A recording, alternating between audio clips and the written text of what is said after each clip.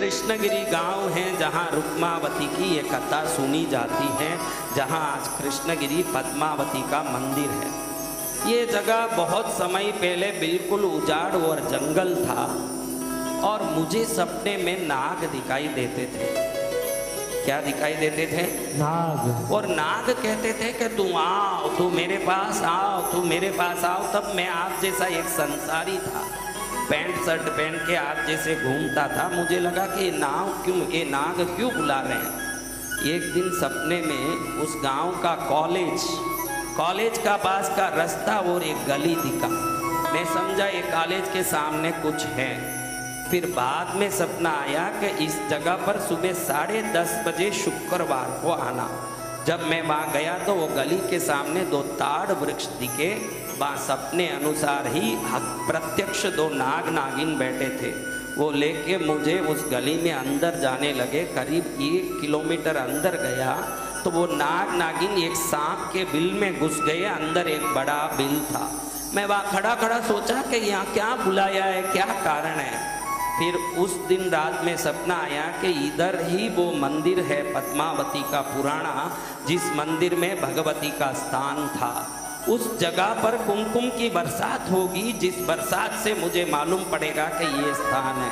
फिर अगले शुक्रवार को वहीं सुबह राहु काल में 10:30 बजे आकाश से कुमकुम की जहाँ बारिश हुई, फिर हमने पहचाना कि यही जगह वो पद्मावती का स्थान है। प्राचीन 2200 वर्ष पुराने एक भगवान की मूर्ति भी जो जमीन से मिली वो वहाँ स्थापित हुई और माँ की मूर्ति भी वहाँ स्थापित हुई। जगह में 108 छिद्रों का सांप का बिल था, जिसमें ये नाग नागिन रह के आज भी लोगों को आशीर्वाद देते हैं। ये कृष्णगिरी का वो तीर्थ है जहाँ दुर्गा सप्तशती के 6ठे अध्याय में वर्णित पद्मावती देवी का ऐतिहासिक प्राचीन मंदिर है। में कुमकुम बारिश होता है। माँ ने आदेश दिया था मुझे कि तू 240 दिन मौन व्रत की साधना कर। 2004 में, 2003 में 5 से 2004 जनवरी 1 तारीख तक मैंने 240 दिन की मौन साधना की। पद्मावती देवी ने अपने 23 रूपों का मुझे दर्शन दिया, आशीर्वाद दिया। जिन जिन 23 रूपों को मैंने देखा वो 23 रूपों का दिव्य 23 मंदिर मैंने बनवाए। आज कृष्णगिरी में आप आओ तो कुल 23 अलग अलग रूपों में पद्मावती के 108 हाथ वाली पद्मावती, रोग निवारणी पद्मावती, पुत्रकारी पद्मावती, अन्नपूर्णा पद्मावती, शत्रु भय निवारणी पद्मावती, जन्म जरा मृत्यु निवारणी पद्मावती, नवग्रह दोष निवारणी पद्मावती, ऐसे कुल 23 रूपों में पद्मावती के दर्शन होते हैं।